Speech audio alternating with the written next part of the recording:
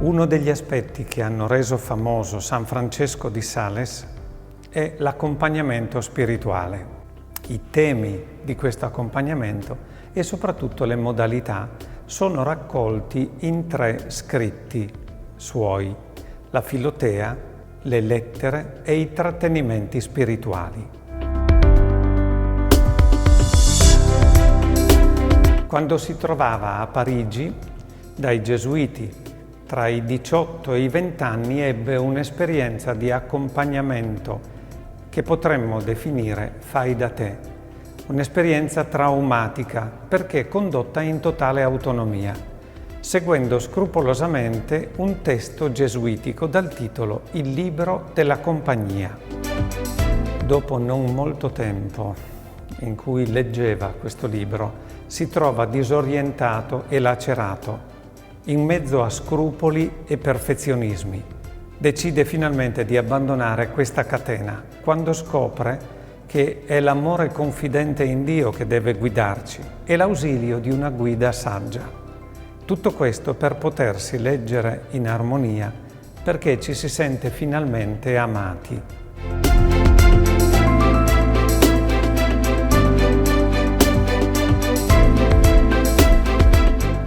Le inquadrature che stiamo vedendo ci portano ad Annecy, nella casa della Galerie, la Galleria, dove l'esperienza dell'ordine che fonderà San Francesco muove i suoi primissimi passi. Nel cortile che vediamo, il Santo Vescovo raduna le sue prime discepole, tra cui Giovanna di Chantal, e attraverso conversazioni dallo stile molto familiare ma altrettanto rigoroso, le forma alla totale donazione al Signore. Questi suoi interventi di padre e di fratello li troviamo raccolti nell'opera Trattenimenti spirituali e ne gustiamo subito un piccolo tratto.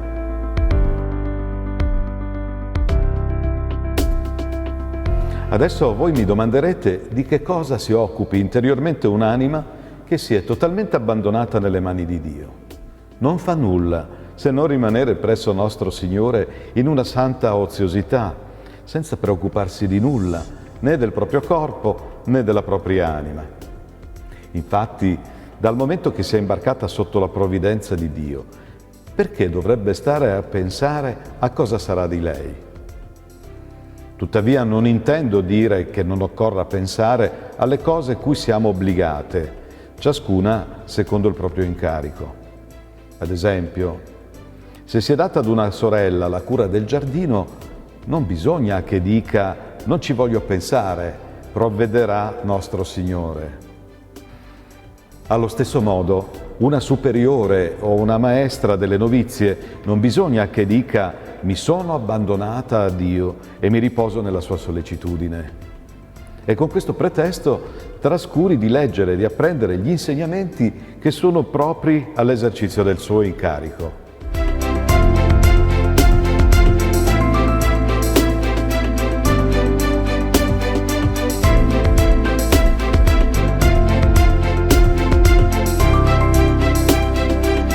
Nell'accompagnamento spirituale, Francesco è molto vicino, molto sensibile e delicato, ma è altrettanto chiaro nel proporre percorsi di santità. Nella Filotea, al termine della prima parte, quindi sostanzialmente all'inizio di questo percorso, si trova un testo emblematico, intenso e determinato, che invita a prendere molto sul serio il nostro battesimo. Voglio convertirmi a Dio buono e pietoso. desidero, propongo, scelgo e decido irrevocabilmente di servirlo ed amarlo adesso e per l'eternità.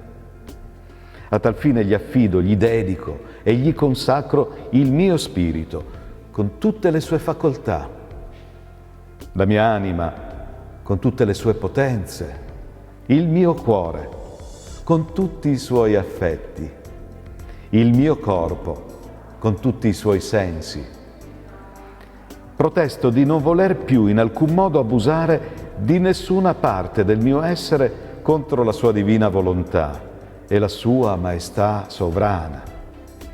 A lei mi sacrifico e mi immolo in spirito per essere per sempre nei suoi confronti una creatura leale, obbediente e fedele, senza più volermi ricredere o pentire.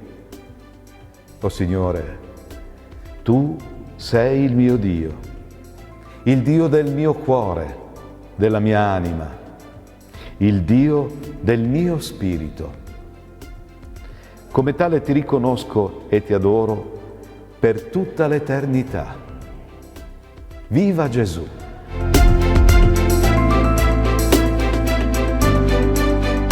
Certamente molto chiaro e molto determinato. Sembra una dichiarazione di guerra il testo che abbiamo appena ascoltato. Eppure è anche molto delicato nell'accogliere le storie personali, delicato nel correggere gli eccessi e anche nel sostenere le fatiche. Lui stesso dirà che in ogni giardino ci sono erbe e fiori che richiedono ognuno attenzione particolare. Risvegliate spesso in voi lo spirito di giocondità e di soavità. Questo è il vero spirito di devozione. E se qualche volta siete assalita dallo spirito opposto della tristezza e dell'amarezza, lanciate violentemente il vostro cuore in Dio e raccomandatelo a Lui. Uscite per una passeggiata, leggete uno dei libri che gustate maggiormente.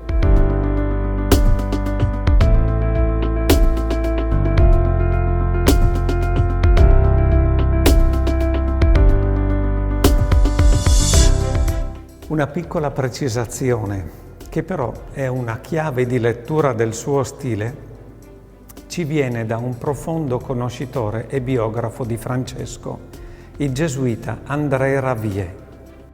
Durante il nostro lavoro ci ha colpiti una legge fondamentale, essenziale, della corrispondenza di Francesco di Sales.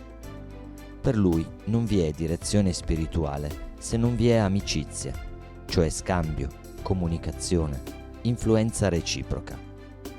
Certo, egli non rinunzia mai all'autorità della quale deve godere come vescovo, confessore e consigliere, ma questa autorità resta sempre umilissima, umanissima e oserei dire tenerissima. Egli sa che Dio solo agisce nel cuore dell'uomo o della donna e che solo lo Spirito dà efficacia alle parole del pastore. Egli cammina compiendo un passo dopo l'altro, cerca, interroga, soffre, spera e prega, e si sente pienamente a suo agio solo quando forma un solo cuore, una sola anima e un solo spirito col suo corrispondente.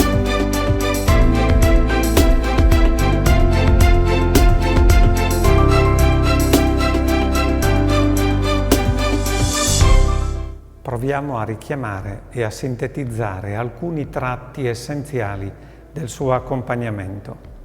Anzitutto, l'attenzione fondamentale alla situazione personale dell'anima che si trova davanti, al suo stato di vita, alla condizione di salute e ai desideri profondi che Dio fa maturare in lei o in lui per attrarli a sé.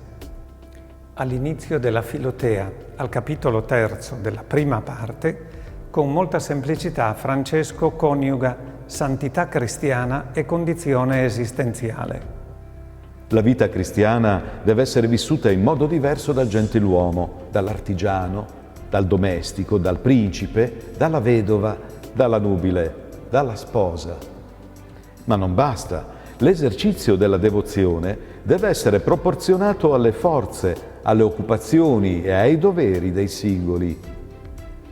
Qualunque genere di pietra preziosa immersa nel miele diventa più splendente, ognuna secondo il proprio colore. Lo stesso avviene per i cristiani. Tutti diventano più cordiali e simpatici nella propria vocazione se le affiancano la devozione. La cura per la famiglia diventa serena, più sincero l'amore tra marito e moglie, più fedele il servizio del principe, tutte le occupazioni più dolci e piacevoli.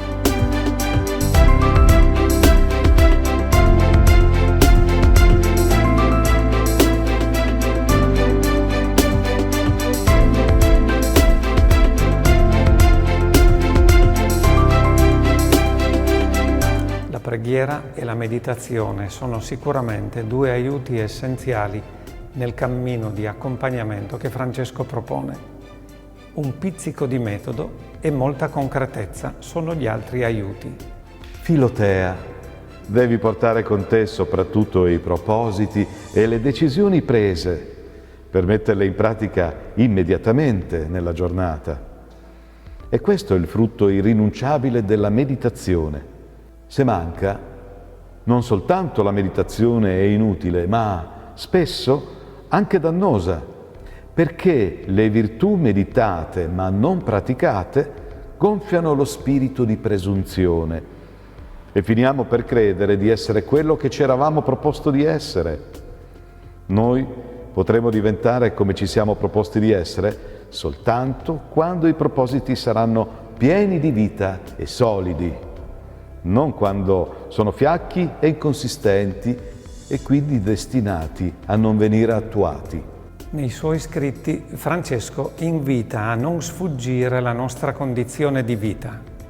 Questa è la nostra prima responsabilità e non bisogna viverla superficialmente. A Madame de Brulart, moglie del presidente del Parlamento di Borgogna, scrive: Siamo ciò che siamo.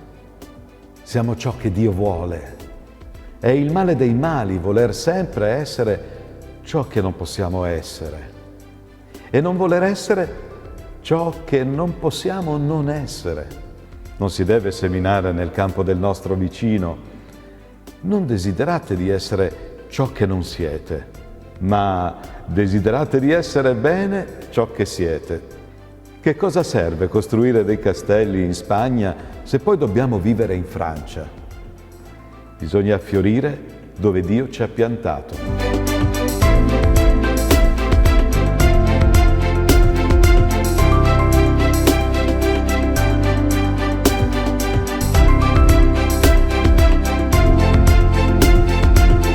Fiorire dove Dio ci ha piantati, abbandonandoci al bon plaisir de Dieu, come piace a Dio, che per Francesco è la sua regola somma, dove vive lui ed educa i laici e i consacrati.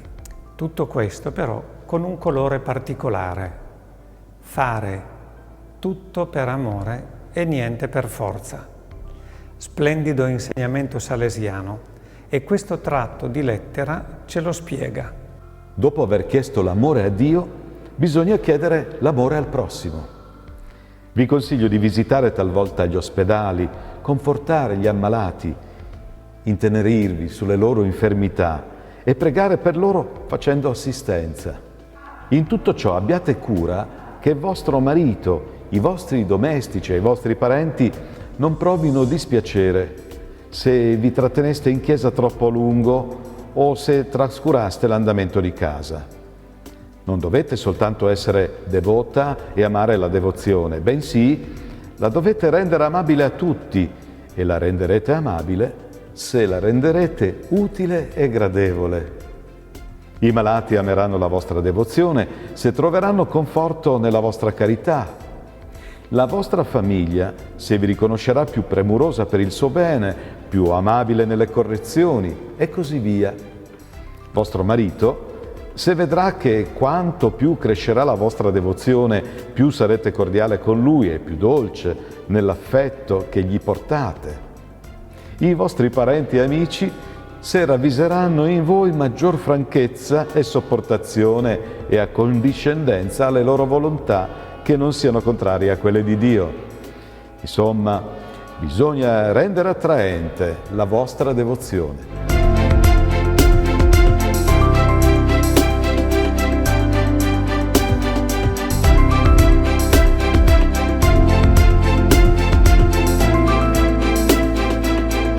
Concludiamo questa piccola carrellata nella chiesetta della Galleria.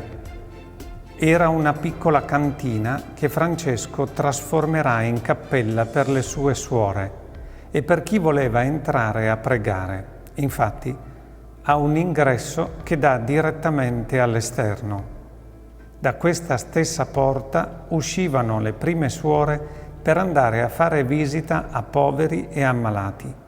Ambiente sacro che ci riporta a Dio, protagonista dei nostri cammini di fede e di amore.